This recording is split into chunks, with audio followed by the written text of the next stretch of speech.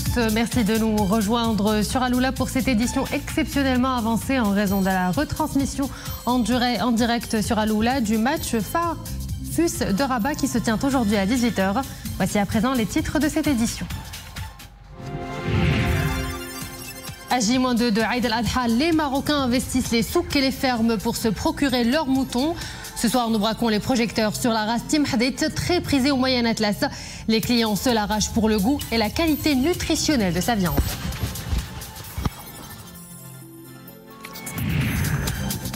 Don de sang, un geste salvateur, car chez nous, les besoins sont grandissants et urgents. Pour pallier ce manque alarmant, les campagnes de sensibilisation à la nécessité vitale de don de sang s'enchaînent, de quoi raviver un élan de solidarité chez les donneurs en cette journée dédiée au don de sang. En fin de journal, pause détente avec ce concert de clôture de la saison artistique de l'Orchestre Symphonique Royal.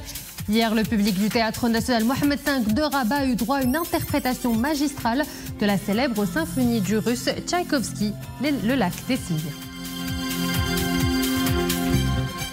Avant de développer ces titres, actualité diplomatique à la une, la ministre des Affaires étrangères de Madagascar en visite de travail à Rabat. Elle s'est entretenue avec le ministre des Affaires étrangères, de la coopération africaine et des Marocains résidant à l'étranger, Nasser Bourita. Les deux responsables ont convenu de renforcer les visites sectorielles, de promouvoir la coopération dans le domaine diplomatique et celui de la formation professionnelle. Ils se sont félicités de la dynamique de coopération entre les deux pays à la faveur de la visite de Sa Majesté le roi Mohamed VI à Madagascar en 2016. Visite couronnée, rappelons-le, par la signature de plus de 22 accords. Les deux ministres ont également annoncé l'ouverture prochaine d'une ambassade de ce pays ami à Rabat. Et à l'occasion de cette visite, deux accords ont été signés. Le premier dans le domaine de la santé, le second concerne l'exemption des visas pour les détenteurs de passeports diplomatiques et de services des deux pays.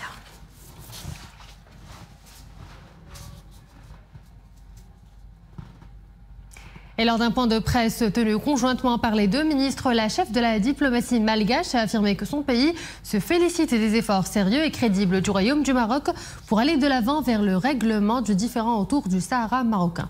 Écoutez-la.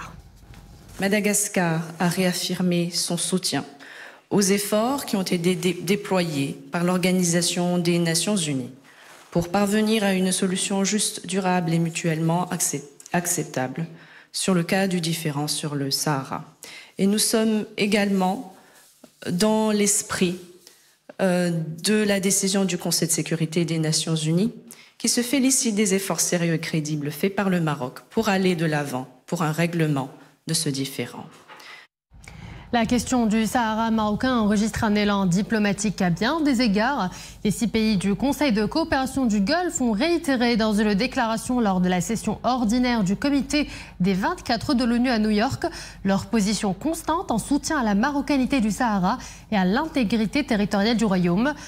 Dans cette déclaration, les pays du CCG réaffirment l'importance du partenariat stratégique spécial entre le Conseil et le Royaume du Maroc et de la mise en œuvre du plan d'action commun, ainsi que les positions du Conseil de coopération du Golfe et ses décisions constantes en soutien à la marocanité du Sahara et à la préservation de la sécurité, la stabilité et l'intégrité territoriale du Maroc.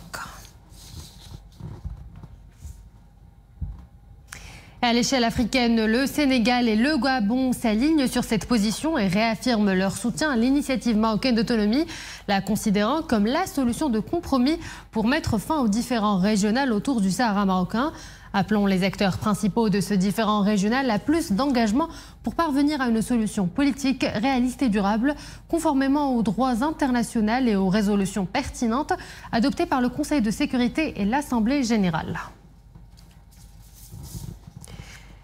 Également à la une de l'actualité ce vendredi, le grand pèlerinage débute aujourd'hui à la Mecque. Pour plus d'1,5 million de fidèles, les pèlerins des lieux saints de l'islam ont commencé dès les premières heures de la matinée en ce jour de la Tarwiya à affluer vers Mina, où ils se doivent de passer la nuit pour se rendre dès la levée du jour vers le mont Arafat pour y accomplir le rite le plus important du pèlerinage. Venus du monde entier, les pèlerins affluaient vers la vallée de Mina, située à 5 km à l'est de la Mecque, dans une ambiance de ferveur, de recueillement, de dévotion et de prière avant d'entamer le lendemain, dès les premières heures, l'ascension du mont Arafat. Et après le coucher du soleil, les pèlerins se rendent à Mousdalifa, à mi-chemin entre Arafat et Mina, où ils ramassent plusieurs dizaines de cailloux afin de procéder à la symbolique lapidation de Satan, qui marque la dernière étape du Hajj.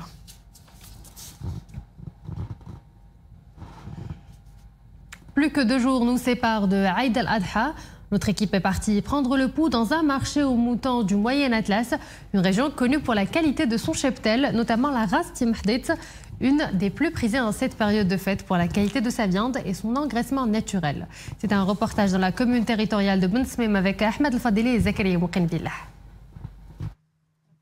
Avec sa tête de couleur brune, sa toison et ses pattes blanches, la race de Timhdit est l'une des plus connues et des plus appréciées, notamment pour la qualité de sa viande. Cette race d'ovins s'épanouit particulièrement dans le Moyen Atlas et dans les régions avoisinantes. C'est le cas dans la commune rurale Ben Smem, province d'Ifrane. Ici, les clients sont venus nombreux, parfois de loin pour acheter leurs moutons. J'arrive de Casablanca spécialement pour acheter un mouton de la race Timhdit. C'est une race de qualité. Malgré les prix qui sont un peu élevés, nous avons fait le déplacement, car rien ne vaut le fait de célébrer cette fête. Cette année, l'offre d'ovins est abondante. Les prix varient de 2500 dirhams pour un mouton de 35 kg et 5000 dirhams pour celui de 70 kg. Le prix est de 4000 dirhams pour un ovin de 60 kg.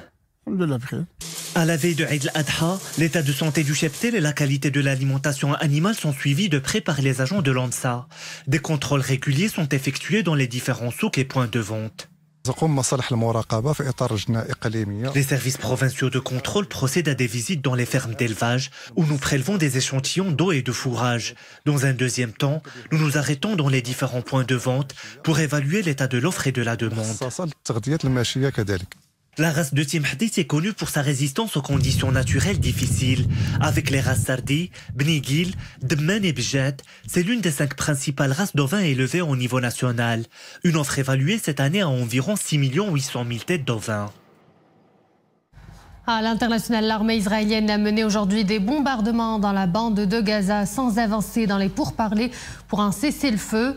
Le tout doublé d'une flambée de violence à la frontière entre Israël et le Liban. Au Liban, l'agence de presse nationale a fait état de la mort d'une civile et de nombreux blessés dans une frappe de jet israélien dans le sud du pays. Aux États-Unis, le gouverneur de Floride, Ron DeSantis, a déclaré l'état d'urgence dans plusieurs comtés suite aux inondations engendrées par les fortes précipitations dans la région. Les averses torrentielles dans le sud de la Floride au cours des dernières 24 heures ont inondé les routes.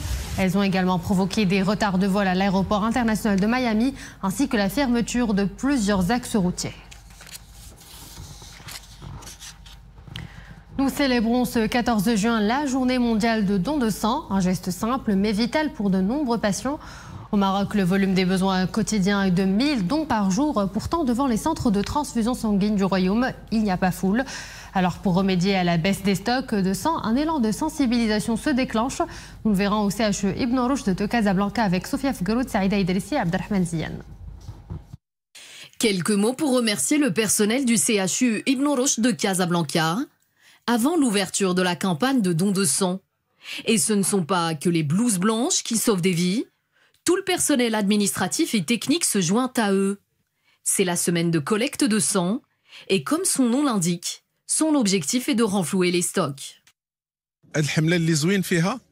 Ce qui est bien dans cette campagne, c'est qu'elle est menée par celles et ceux qui travaillent au CHU Ibn Rushd, qui côtoient des malades au quotidien et qui connaissent leurs besoins. Rien qu'ici, plus de 10 000 poches de sang sont consommées chaque année. C'est donc un message à tous les citoyens pour venir faire don de leur sang. C'est une matière vitale.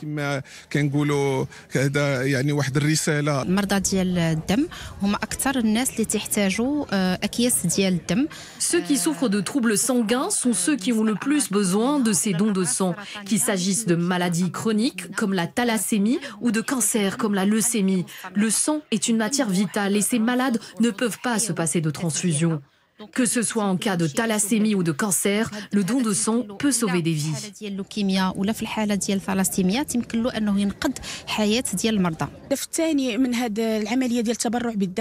L'objectif de cette campagne est de renforcer les stocks de sang, surtout en cette période où les dons baissent avec Eid al-Adha et les prochaines vacances. Des dons qui baissent surtout pendant l'été, mais des besoins qui augmentent. Et cela concerne tout le Maroc. Le pays a besoin de plus de 1000 dons par jour pour avoir une autosuffisance en produits sanguins. Et pour encourager tous les citoyens en bonne santé à faire don de leur sang, le personnel du CHU Ibn Rushd donne l'exemple. Cette deuxième édition de la semaine de collecte de sang est menée en partenariat avec le Centre régional de transfusion sanguine. Près de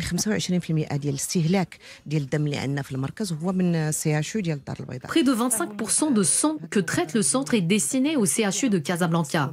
Cette belle initiative, initiée l'année dernière et qui est renouvelée cette année à l'occasion de la Journée mondiale de don de sang, est destinée à montrer l'exemple du don pour tous les citoyens, puisque le besoin en sang est permanent et quotidien. À ce jour, il n'est toujours pas possible de fabriquer du sang en laboratoire. Le don reste la seule solution pour sauver des victimes d'hémorragie ou pour traiter plusieurs maladies. Et chaque unité de sang donné peut sauver jusqu'à 3 vies. Nous terminons en musique avec ce concert magistral de l'Orchestre Symphonique Royal qui a gratifié hier le public de la capitale du célèbre ballet de Tchaïkovski, la symphonie numéro 8 en sol majeur du Lac des Cygnes. Un voyage féerique au cœur de la magie et de l'émotion avec Adnan Harras et Maria Awed qui ont été au concert.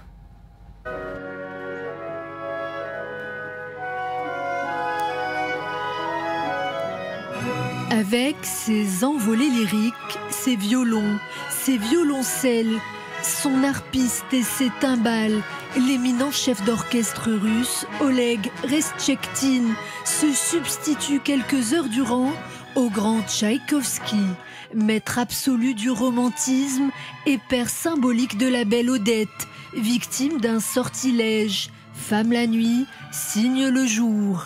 Un conte universel parmi les pièces les plus connues du répertoire classique. J'aime faire le ballet classique et ça m'intéresse beaucoup. C'est pour ça que je suis venue voir ce spectacle des cygnes. J'aime bien danser, faire le ballet. Ça m'intéresse beaucoup. Je suis très contente d'être ici ce soir, de regarder, d'assister à ce ballet qui est reconnu partout dans le monde. C'était une évidence d'être ici ce soir. Je suis un grand fan de musique classique, j'en écoute tous les jours, où que je sois. Voilà pourquoi je profite de mon passage au Maroc pour assister à ce grand récital.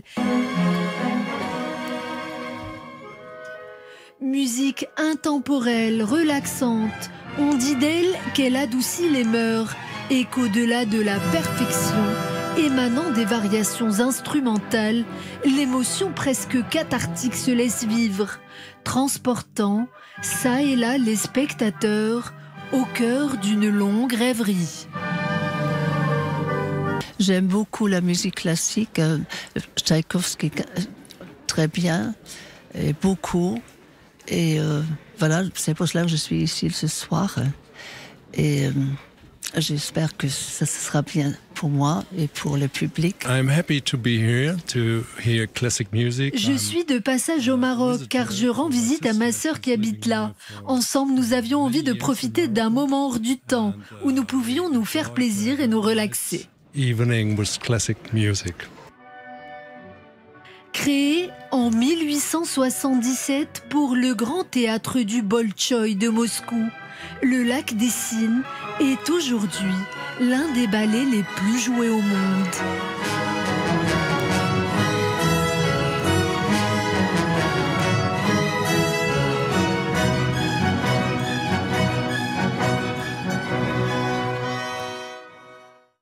Et c'est sur ces belles notes que nous arrivons à la fin de cette édition. Merci à vous de l'avoir suivi. Excellente suite des programmes. Salut là.